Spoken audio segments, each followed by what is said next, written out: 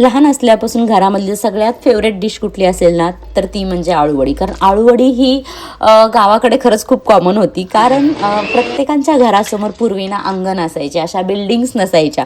तर घराच्या समोरच्या अंगणामध्ये खूप सारी झाडं लावलेली असायची. त्याच्यामध्ये हे आळूवडीची छोटी छोटी रोपं असायची. तर ही पानं कधी कधी सण असला किंवा काही कारण नसताना ही बनवली जायची शाळेच्या टिफिनमध्ये, किंवा माझा तर पूर्ण डे बनायचा. मला फार लहान असल्यापासून आवडत होते चपातीसोबत खायला.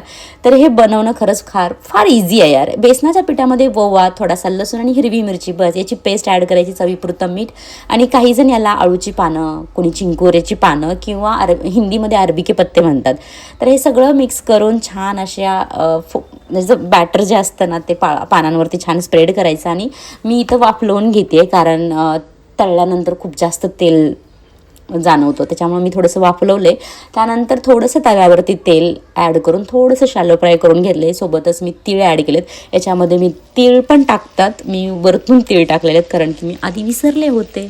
आणि इतकी सुंदर फेवरेट, मला असं वाटलं की मी होल डे म्हणजे 2-3 दिवस खाईल हे, पण नाही, मी एका दिवसात फर्स्ट केलेलं आहे हे. अप्रतिम.